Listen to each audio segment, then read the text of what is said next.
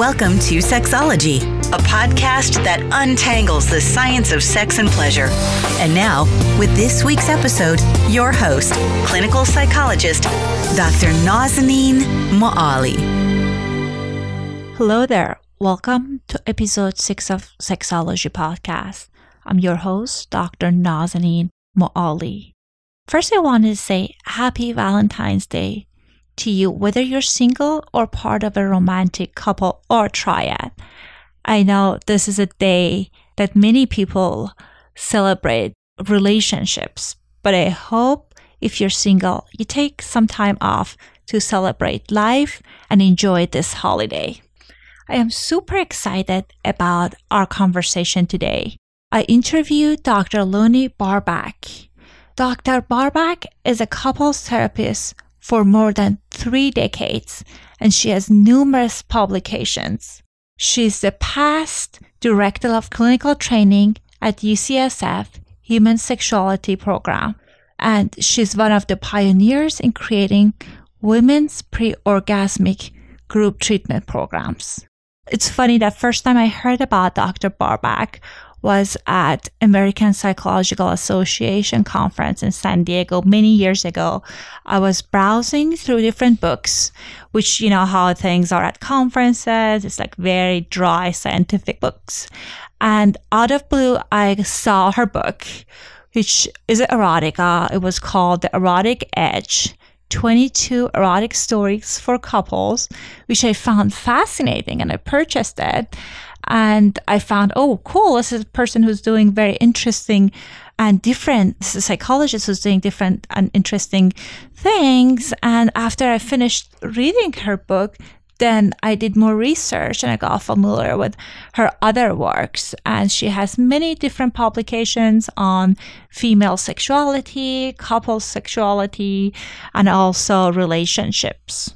In our conversation today, we talked about sex and orgasm, and also we talked about mismatched desire among couples. Without further ado, here is my conversation with Dr. Lonnie Barbach. Welcome back to another episode of Sexology Podcast. My guest today is Dr. Lonnie Barbach. Dr. Barbach is a clinical psychologist, and she's been in practice for several years, I would say several decades. Mm-hmm. And she is the director of content for Happy Couple, a quiz-style game that takes you from dating to building a healthy and sustainable relationship. Dr. Barbach, welcome to our show. Thank you. It's good to be here. Thank you so much for this conversation. And today we're going to focus on female sexuality. I know whenever I'm talking to my clients, female clients, they have lots of questions about orgasm. So if that's okay, I'm going to start from there. Sure. So what are some of the psychological aspects of reaching orgasm in women based on your experience? Well, for women, in terms of a relationship, the connection is often really important. Feeling emotionally connected to their partner, having a slow build-up, rather than for most male partners, it can be much more rapid. But women like to build up more slowly, often starting away from the clitoris, from their genitals, and then moving toward that later on. And feeling safe in the relationship. And also feeling like they have a right to pleasure. You know, for an awful lot of women, sex becomes something that they're doing for their partner. And they may not masturbate because they don't feel like sex is okay for them to have a sex drive outside of a relationship. So for women to feel like they have a right to pleasure, that they can take the time that they need without worrying about their partner. So all of those worries get in the way of orgasm. And so does even the worry, am I going to have an orgasm? And that alone could have women focusing they're outside of themselves. So rather than experiencing what their body is experiencing fully, they're more focused on achieving something. And the orgasms can be very elusive if you try to get them. But if you don't pay any attention to them, they develop on their own accord if you just keep doing the kinds of things that are pleasurable. Fantastic. And I think as you were talking about, sometimes women are doing it because they want to please their partner. They're more like sometimes relationally motivated. And in that way, I see some of my clients are talking about faking orgasm. What are some of your thoughts about that? Well, the problem with faking orgasm is that you're teaching your partner that whatever it is your partner's doing is right when it isn't. Right, absolutely. So it's more beneficial to, and also you want to have a relationship in which you can be honest. And if you can be honest, then you can feel safe. If your partner can accept you, you can relax. And then things will naturally evolve of their own accord. It's when you feel that you can't and you should be different that you get into difficulties. So you want to have a relationship where you can be honest with your partner. Faking an orgasm here or there is not going to be an issue. There are just some times when you're just not in the mood, or you're just too exhausted, or for whatever reason it's too much effort and you don't really feel like you want to get there. And then it's fine. But if it's really an ongoing kind of thing, it creates difficulties in a good intimate relationship. Yes, and as you were talking about, it gives wrong information to partner, so it kind of hinder the success of the sexual relationship between couples. I'm one of the biggest fan of your book, For Yourself, The Fulfillment of Female Sexuality. And I know in that book you were talking about the role of guilt and how people experience, women specifically experience guilt around sexual fantasies. So how do you usually help clients to work through that? Well, I think that people don't really understand the breadth of sexual differences. We only know our own experience, and it's often difficult to get really good information like you're trying to put out here. So people go around thinking their own, whatever the myth is that they've believed. And so they get stuck in that, and they try to live up to some external standard or what they believe is normal, as opposed to realizing that we are just as different sexually as in the kinds of foods we like to eat, or the clothes we like to wear, or the activities we enjoy, or the music we enjoy. We're all unique and distinct, which is why in any good relationship, the important thing is that there's good communication, because it's impossible really to know what a partner wants without communicating. We somehow got the idea that men should know. I mean, like they're born with the knowledge about every woman, which is just not true. So without getting specific information from the particular woman that they're with, they're maybe trying the thing that worked for the last woman, and it may not be the right thing. So it's essential to talk and to explore and to, that's why we designed Happy Couple, quite frankly. It was one of the ways to get couples to talk about areas that were taboo, that were hard to bring up, or they were shy to bring it up. And this way we ask the question and then they can answer it and then they talk about it. So it acts as a way to stimulate that kind of talking and that kind of openness. Absolutely. And I think for newer generation, they're really into technology. So they would be feeling more comfortable using that method to kind of communicate some of their needs and some of their desires. And for the people, for example, I'm coming from a very conservative background. And sometimes when I work with couples around sexuality, I realize they almost never talk about sexuality, their desires and needs. Where would be the good starting points for couples? Well, a good starting point is to talk about what do they love to do sexually? What turns them on? And to move into that area as slowly or as quickly as they are comfortable.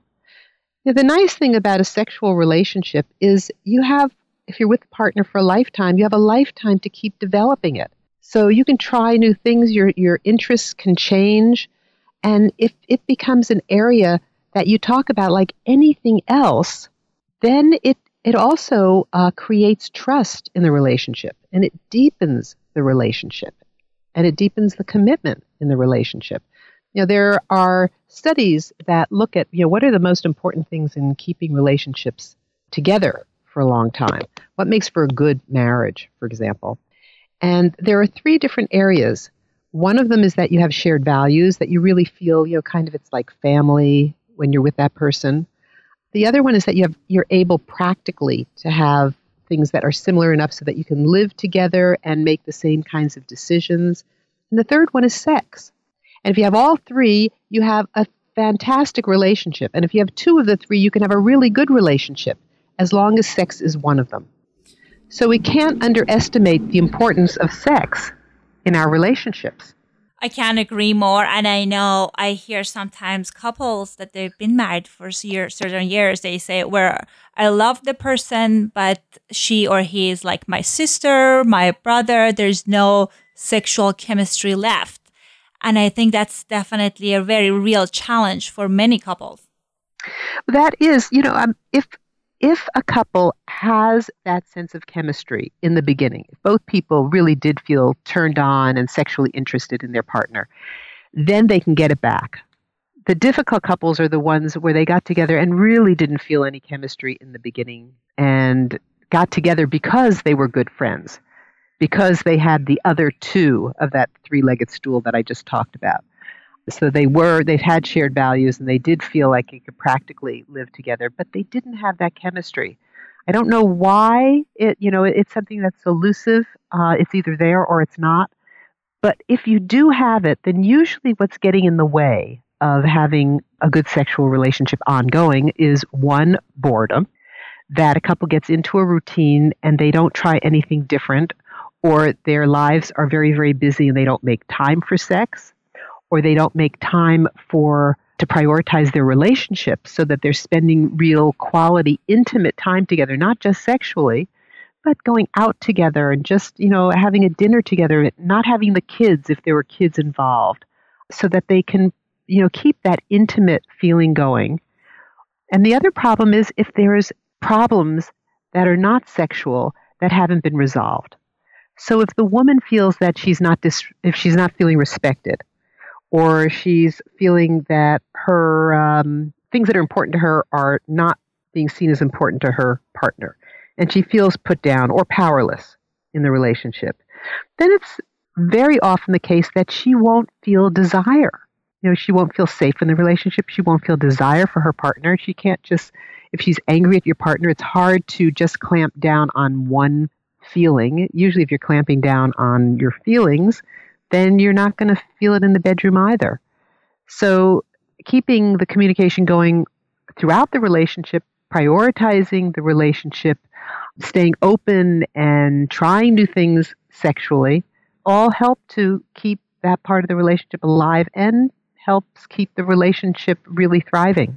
It totally makes sense. And I know communications are one of the big challenges that many couples experience, because as you mentioned, if there are strong emotions that are kind of keeping couples away from each other emotionally outside the bedroom, it definitely impacts their intimacy as well. And one of the other things that you were talking about that was fascinating was about desire. One thing that I hear from some of my clients is that they feel connected to their partners, but they just don't experience the sexual arousal and desire on day-to-day basis. What are some of the things that kind of hinders women to experience the arousal? Well, if for a lot of women, first of all, there's not the same thinking about sex as often as is true for men, and the amount people think about sex day to day actually decreases with age. And after menopause, it can go down quite low. However, once in bed starting to make love, most women feel turned on if there is nothing that is inhibiting it. So as I said, if they're not feeling upset with their partner for any reason, they are usually ready and willing, providing they're not exhausted. Because one of the issues that can happen in relationships is that there's a discrepancy in desire. So one partner has a higher need or drive for sex than the other one. And this is one of the many differences that we have. How often do you want to go to the movies? Or how often do you want to, have a particular meal for dinner? It's different from person to person. But when it's in the area of sex, it's experienced as much more personal. So the person with more desire kind of feels unloved and undesirable, and the person with less desire starts to feel inadequate and guilty. And the person who has more desire starts to try to have sex maybe even more than they're really interested because, they never know. Maybe tonight will be the night. And the person who wants less sex feels like it's being constantly put upon them, and they resist even though they might not if it were less frequent. So being able to accept differences and talk about them and come up with something that's going to work for the two people involved is the essential thing, without there being something about somebody's oversexed or somebody's undersexed. Right. And I know that as you were talking about, when a partner initiates sex, and if it's a pattern and the other person is not feeling ready and they have a mismatch of desire, that some people experience it as a rejection, and it impacts their relationship. I've seen it drastically. Yes. Yeah, it could be a simple, I just saw a couple recently where discrepancy in desire was there from day one. Now, they are both turned on to each other, and they have a good relationship. But the feelings of being undesirable and not important and feeling like I have to resist, I feel guilty or there's something wrong with me, were so great that it started to impact the sex that they did have until this couple wasn't having sex at all. And it was, them realizing that this was just a difference. And how are we going to work it out now? Enable them to start changing. There were other things going on in the relationship as well, but that made a big difference because it changed that push-pull battle that they were in. Yeah, and I think I really liked it when you compared it to other things. People have different tastes, and like as far as the frequency of the movie they want to go to theater, or like kinds of the food they like. And I think the communication and talking about it can create this understanding among couples. And I know just giving feedback around sexuality, around sex, sometimes it's very challenging and sensitive. So how do you recommend people kind of like as far as giving the feedback? Because sometimes I hear some of my clients, the intention is really good, but the delivery is really painful. Right. Well, what I always say is to be positive, which means that whatever it is that your partner's doing that you like, you let them know. And then you let them know what they could do more of. And maybe if there's something that's really bothering you and you can't get them to understand in a positive way, sandwich in the middle, and I'd rather you didn't do this because it actually hurts, or, it kind of is really uncomfortable. I find that my arousal stops when you do that. But I love it when you do this. And this is one of the, I can't tell you enough how much I love that. Do you know what I mean? So you're basically giving the person positive instructions. If you say what you don't like, it comes across as critical. And then people feel defensive and they feel bad. But if you tell them where you want to go, you are also specifically guiding them, because an awful lot of men would do it if they knew what to do. And so getting positive information is enormously helpful because they want their partner to be happy. They want her to be orgasmic and to enjoy sex. It's in their best interest. Right. And I think just that's a wonderful way of it when you talked about it, kind of like talking about things you enjoy, because oftentimes I hear that people just only communicate the negative things and they assume that their partner knows what they enjoy.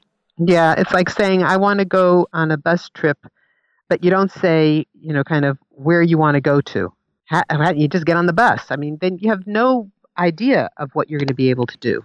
But if you say, I want to go to Chicago, then you have an idea. Okay, now we'll go over here and we can enjoy the trip along the way. Maybe we'll get to Chicago. Maybe we'll stop somewhere else because it's even more interesting. And that's the thing about sex is, again, if you try to go for a goal, go for orgasm, you might miss some really great things happening along the way. So being able to take your time and not have to be so goal-oriented is it really makes the experience better for most people. Right. And I know other thing that you were talking about earlier was the issue around boredom. Because I know sometimes I call like people have decades of leftover sex, kind of like doing the same thing, the same position, and they don't just feel the excitement or arousal. But I know there's some strong emotions around like trying new things and how to approach that. So for the couples that they want to try new things, what would be the first step? Well, there's a lot of first steps that you can take. I mean, one first step might be saying, let's go look online and look at sex toys, Right. Or Happy Couple has tons of challenges. When you reach a new level, you get a challenge, and not all the challenges are sexual, and the questions aren't all sexual. There's emotional and information and communication questions and responsibility questions. But in terms of sex, it asks questions that allow you to say, oh, gee, yeah, let's try that. Do you have fantasies? Oh, you do? Oh, I didn't know that. What? Do you mind telling me what your fantasies are about? Do you think you'd like to try a fantasy, act it out? No, I don't think I'd really like to try it, but it's interesting for me to think about. But do you know what I mean? It's just like, even that, just that talking is erotically stimulating. That in itself opens up the relationship, even if you aren't doing much that's different. Exactly. I know one couple that I had, they just like talking about the fantasy, like one of the partner was talking about it, and they didn't have, like the female didn't experience arousal for years, but when her partner was talking about the fantasy, she got like very excited and they had sex. As you were talking about, even mentioning it, having discussion around sex can kind of rekindle things among couples. Exactly. Yeah. And I know that in your few years ago, I read one of the books that you had for the couples and was erotic stories. How can couple use those like erotic materials when they're doing a lovemaking? Oh, I put together materials that I thought could be enjoyed by both men and women, and also more oriented toward women. Because what I found out is that men find almost everything arousing, and women are much more selective. So I wanted to, and for women, it has to have more of a story and more of an emotional kind of feeling between the people involved sexually. So these stories can be read before you make love. They can be read on your own to get you more in the mood for having sex. They can be read to give you ideas of things that you might try. And, in a way, you wouldn't have to bring up the idea just from yourself. You might say, oh, look what I read in this book, and read it to your partner. And it's the same thing with Happy Couple. You don't have to come up with it yourself. You can say, oh, look what they've suggested. What do you think about that? I really like that, because I know for some cultures and many women, they grew up kind of more conservative. So they didn't even allow themselves to express their creativity toward sexuality and intimacy. So like reading materials, getting ideas from app can kind of start them to kind of think about sexuality from various aspects. Right. Absolutely. I mean, it isn't the easiest thing for most people to talk about. You grew up, most people, in families where they didn't talk about sex at all. Somehow it was just supposed to click. You were supposed to know what to do, how to do it. And it didn't work that way for most people. And that's why the early part of a relationship is often one for people where they're getting to know each other and trying new things. And the feedback really lets people know if they're in the right direction or if this isn't something, that is liked. And the problem with boredom sometimes is that, we get into a routine because it works. So there are things that do feel good, and then you start to reduce the sexual experience to just those three places that, where the stimulation creates an orgasm. So it really does help to open it up and not be so goal-oriented. So if you spend more time, then you find more things to do. Absolutely. And I love that you said it worked. That's why people were doing it. But I think just sometimes we get to this like autopilot place when we're in sexuality. So I think it's important for people to use various tools to kind of foster their sexual creativity and improving their intimacy. I've noticed we are reaching toward the end of our time. I know that our listeners probably have many questions for you. What would be the best way of contacting you? Well, probably the best way is to do it through Happy Couple. Do you want to kind of tell us more about that? I downloaded the Happy app. Couple, it was great. Yeah, it's a couples game app, and it's designed for couples who are married, dating, living together, engaged, gay or straight, even for long distance couples, couples with kids, without kids. So the questions are geared to whatever demographic you are in. And what you do is you can download it on the App Store. It's free. It's on all of the app stores. And you get 5 questions a day, and you guess what your partner's answer is going to be. And then your partner guesses what your answer is going to be. And then it lets you know if you've matched or if you didn't match. And you can send texts back and forth and say, what, really, you said that? Or, oh, I knew it. I knew you would say that. Then when you get to new levels, because you accumulate points for every match that you get to a new level, you get challenges, which are ideas of things to do, both in the bedroom and outside the bedroom, to help to create a deepen your relationship.